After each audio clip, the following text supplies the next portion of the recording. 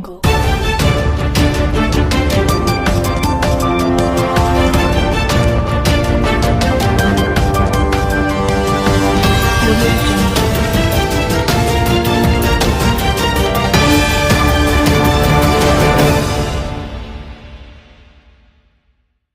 नमस्कार, आप देख रहे हैं सिटी टीवी 24 न्यूज़ चैनल। आइए आपको दिखाते हैं दिन भर की छोटी बड़ी खबरों से पहले एक नज़र हेडलाइन पर। कलिकल में भव पार का सुगम साधन हरिनाम। जिला पीलीभीत के ग्राम मानपुर मरौरी में श्रीमद् भागवत कथा का असलापुर धाम में पधारे सुप्रसिद्ध कथावाचक परम पूज्य अनूप ठाकुर महाराज द्वारा हुआ शुभारंभ।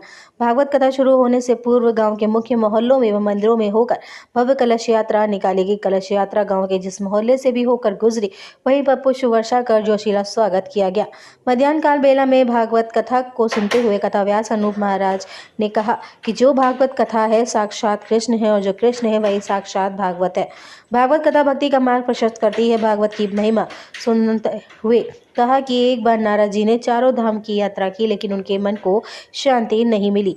नारद वृंदावन धाम की ओर जा रहे थे, तभी उन्होंने देखा कि एक सुंदर युवती की गोद में दो बुजुर्ग लेटे हुए थे जो अचेत अवस्था में थे। युवती बोली, महाराज मेरा नाम भक्ति है, ये दोनों मेरे पुत्र हैं जिनके नाम ज्ञान और वैराग्य है।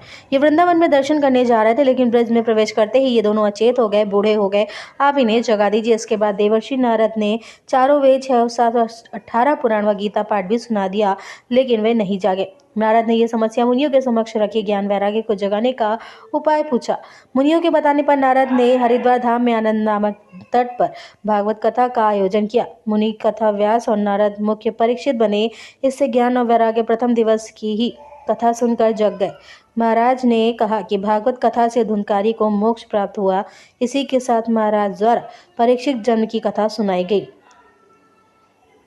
इस मौके पर बड़ी संख्या में श्रद्धालुगण मौजूद रहे। लखनऊ मंडल ब्यूरो चीफ सर्वजीत कुमार की ये खास रिपोर्ट।